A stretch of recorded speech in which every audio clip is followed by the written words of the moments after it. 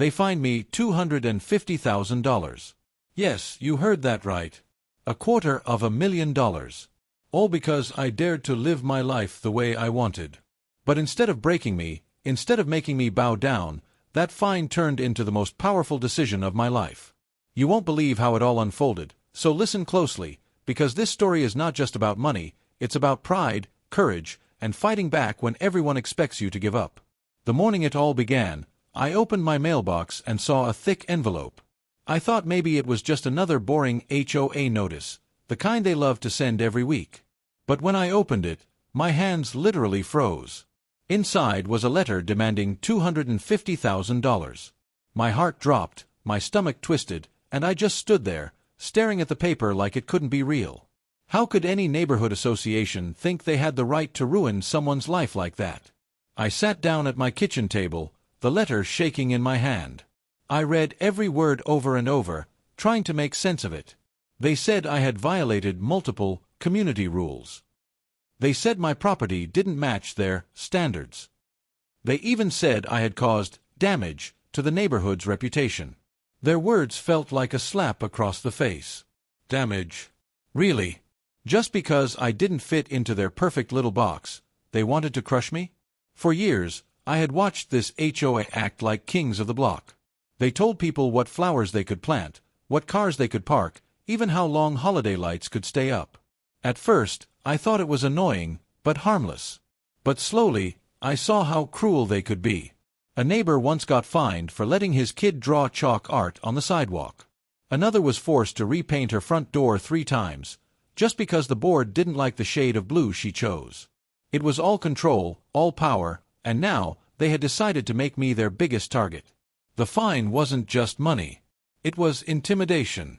It was their way of saying, "We own you." But as I sat there, staring at that impossible number, something inside me shifted. Instead of fear, I started to feel fire. Instead of surrendering, I started to imagine what would happen if I refused to let them win. And that's when the idea started forming. Crazy at first, impossible even. But the more I thought about it, the more I knew I wasn't going to pay them. I was going to outsmart them. I decided to fight back, not just for myself, but for every neighbor who had ever been bullied, silenced, or humiliated by these people.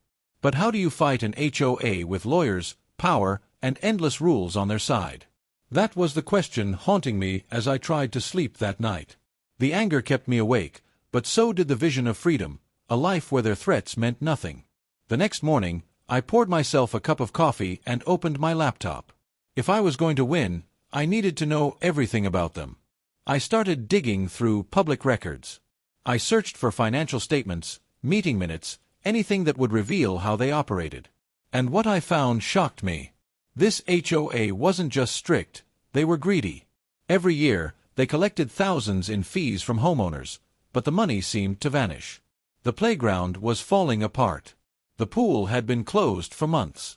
The landscaping was a mess. Yet the board members somehow had brand new cars parked in their driveways. That's when it clicked. They weren't protecting the neighborhood. They were using it like their personal bank account. And here they were, fining me for damaging the community, while they were the ones draining it dry. My anger turned into focus. If I wanted to take them down, I needed leverage. I needed to hit them where it hurt. And then, I remembered something. Months earlier, I had overheard a conversation about the playground. The HOA owned it, but it had been left abandoned for years. Rusted swings, broken slides, weeds everywhere. Kids had stopped playing there because it wasn't safe. But what I also remembered was this: the HOA was in debt because of it. They had taken loans to maintain it, but never actually did the work. The land was costing them money, and they didn't know how to fix it. An idea sparked in my mind so bright it almost scared me. What if I could buy it? What if the very land they had neglected, the playground they ignored, became my weapon? I started researching the property records. To my surprise, the playground lot was technically separate from the houses. It was under the HOA's control, but legally, it could be sold. The problem was, no one wanted it. It was considered a liability. But to me, it wasn't a burden, it was opportunity. I contacted a real estate attorney, explained the situation, and asked if it was possible. At first, he looked at me like I was insane. "You want to buy their playground? Why?" I smiled and told him, "Because they think they own me. But if I own their land, everything changes." The process wasn't easy. The HOA resisted. They laughed at my offer, called me ridiculous. But I knew something they didn't. They were desperate. Their finances were weak, their debts were piling up, and sooner or later, they'd have to make a choice. I kept pushing, kept negotiating, until finally, after weeks of back and forth, they gave in. The playground was mine. The day I signed those papers, I felt like I had just flipped the script on my entire life. The same people who fined me $250,000 now had to answer to me. I wasn't just a homeowner anymore. I was the owner of the very ground their rules were supposed to protect. But this was just the beginning. Owning the playground gave me power, but it also gave me responsibility. I had to decide what to do with it. And that's when I realized this wasn't just about revenge. This was about proving that real community means building something better, not tearing people down. So I started planning. I hired contractors to clean up the weeds, repair the equipment, and repaint everything. I wanted to turn the abandoned, forgotten lot into a place families could love again. Every time I walked past the playground and saw progress being made, I felt a surge of pride. Not only had I stood up to the HOA, I was creating something beautiful out of their failure. Neighbors started noticing. At first, they were curious, asking me why I was fixing the playground. When I explained that I had bought it, their eyes widened in disbelief. "You bought it? How?" I told them the truth. The HOA had tried to destroy me, but instead, I had turned their own weakness into my strength. Slowly, word spread. People who had once felt powerless began to feel hope. They started to see that maybe, just maybe, the board wasn't untouchable. And that was the most powerful part of all. It wasn't just about me anymore. It was about showing everyone that when you refuse to be bullied, when you stand tall against unfair power, you can change everything. But here's the thing, the HOA didn't take this lightly. They were furious. They saw my victory as an attack, and they weren't going to sit back quietly. What happened next turned the neighborhood upside down and tested me in ways I never imagined. And that's where the real battle began. The moment the HOA found out I had bought the playground, their smiles vanished. Their confidence cracked. Their power slipped. And that's when the war truly began. They called an emergency board meeting. They sent out angry emails. They even tried to tell neighbors that what I did was illegal. But here's the truth, it wasn't illegal. It was just something they never expected. They had spent years controlling everyone else, but for the first time, someone had flipped the game on them. And that someone was me. One evening, as I walked past the clubhouse, I saw the board members glaring at me through the window. Their eyes burned with rage. I could almost hear their thoughts. How dare he? How dare he beat us at our own game? But you know what? I didn't feel fear anymore.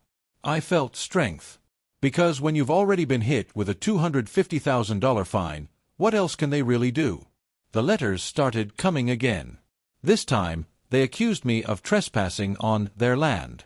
The irony made me laugh out loud. Their land? I had the deed. I had the proof. The land was mine, signed, sealed, and recorded by the county.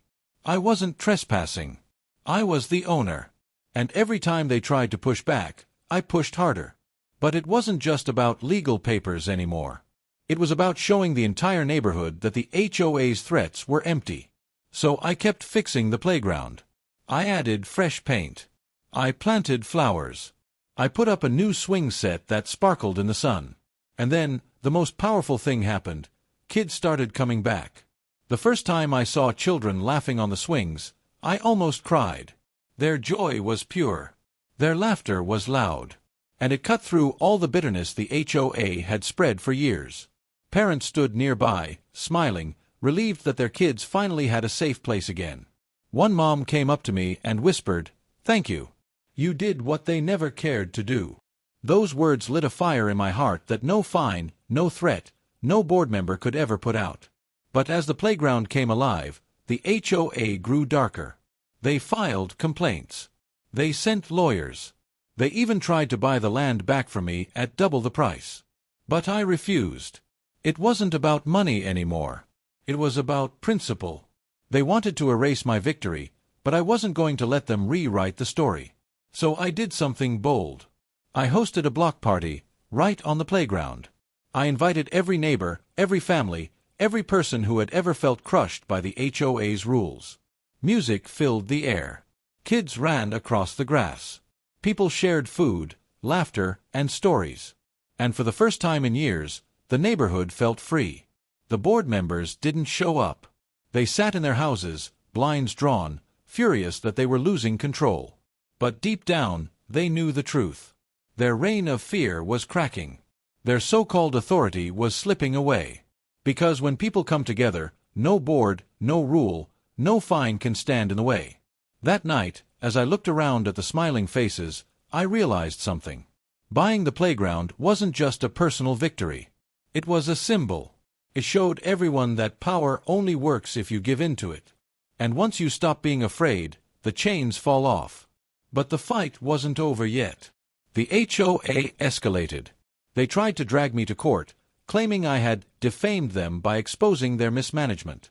I walked into that courtroom with my head high and my evidence ready. I showed the judge their financial records. I showed him pictures of the neglected playground, the closed pool, the wasted fees. And then I showed him what I had done, proof that with half the money they collected every year, the playground could be restored. The judge didn't even hesitate. He sided with me.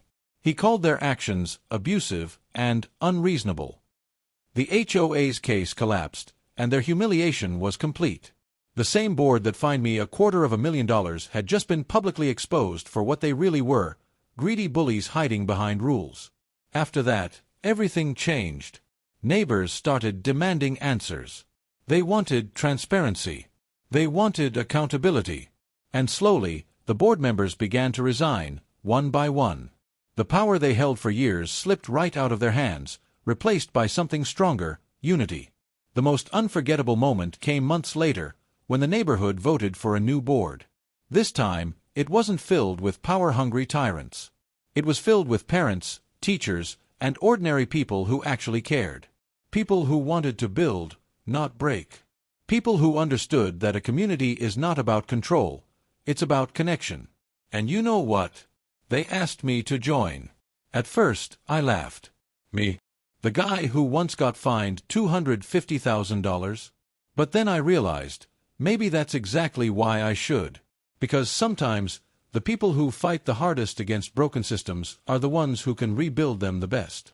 So I joined. And the first thing we did as a new board was simple, but powerful. We changed the rules. No more insane fines. No more cruel punishments. No more using fear as a weapon. Instead, we created guidelines that protected people, not punished them. And the playground, the land that once symbolized the HOA's greed, became the heart of the community. On weekends, I'd walk past and see families gathered, kids playing, neighbors talking. And every time, I'd remember that day I opened the mailbox and saw that fine. What felt like the worst day of my life turned into the beginning of something incredible. Because here's the truth. Sometimes, the biggest battles lead to the brightest victories. Sometimes, the people who try to break you end up building your strength. And sometimes, a fine meant to destroy you becomes the spark that changes everything. So if you're listening to this, I want you to hear me loud and clear. Don't let anyone bully you into silence. Don't let anyone convince you that you're powerless. Because you're not. You have more strength, more courage, and more fight in you than you know. And when you refuse to back down, when you choose to stand tall, you don't just change your story, you inspire everyone around you. So tell me, if they tried to fine you $250,000, would you pay? Or would you fight back and take the power into your own hands? Backhand index pointing right follow for more stories that prove one thing. No matter how high the fine, courage is priceless.